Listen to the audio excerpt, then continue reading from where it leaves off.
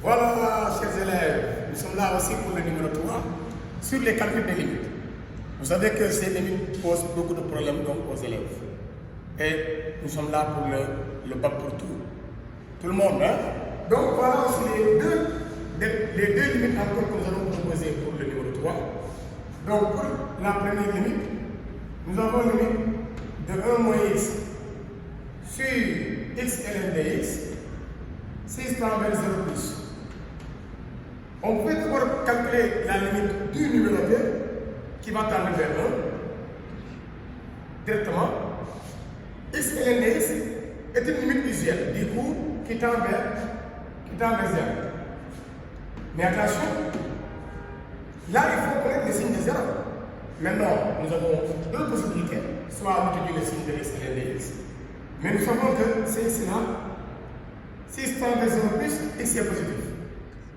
Mais si x est entre 0 et 1, ln de x est négatif. Ce qui fait que donc là, le produit sera au nombre évidemment négatif. Donc je le mets comme moins. Et ça c'est le roi, ça tend aussi vers moins l'infini. C'est un cas donc très simple qui n'a pas beaucoup de problème. Mais attention, si nous voyons x ln de x au dénominateur d'une fonction et que le numérateur est différent de 0, il faut aller donc au signe de x ln de x, sinon vous n'avez pas le signe de l'infini. La deuxième, nous avons la limite si x tend vers 2 de x sur x moins 2, le tout multiplié par ln de x moins 1. Voilà. Donc vous remarquez que donc, pour le numéro 1, le numéro 2 et le numéro 3, à chaque fois, je ne peux pas aller vers les formes indéterminées, qui sont aussi très importantes. Donc là, je vois que ces limites ne veulent pas là, je donne à 0. Et là, on aura 0. Là, on aura 2. 2 sur 0, c'est infini, évidemment. Infini fois 0 est une forme indéterminée. Et infini fois 0, on nous conseille d'utiliser le changement de variable. Donc là, je vais poser grand x est égal à x moins 1. Et ceci entraîne que petit x va donner grand x plus 1. Donc en transposant le moins 1 vers là. Maintenant, si petit x tend vers 2, alors grand x va tendre vers combien? Il faut revenir donc au départ. Si le x tend vers 2, 2 moins 1 va donner 1. Donc grand x va tendre vers l'unité.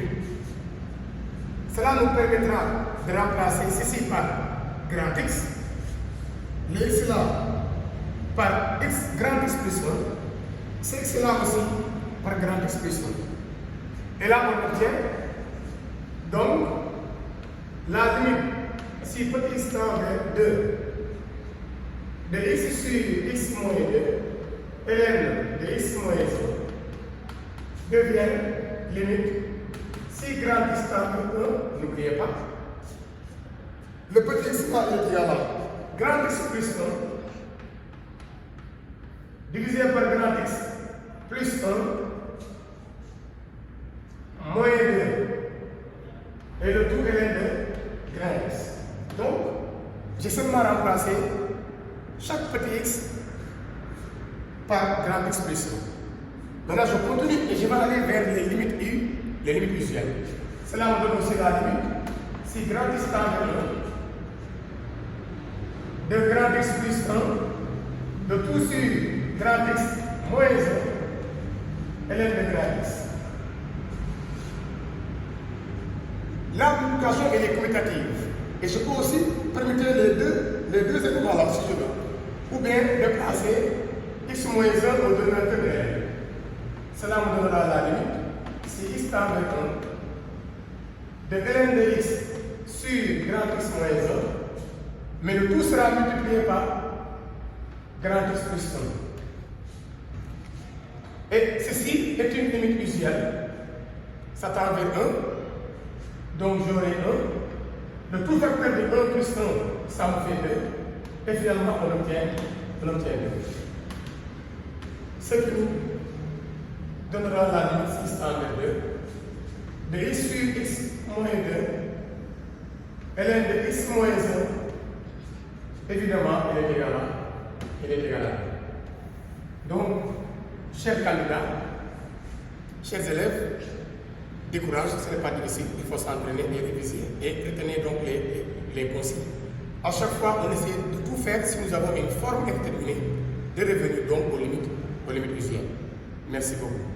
Partagez, likez et merci beaucoup et bonne chance.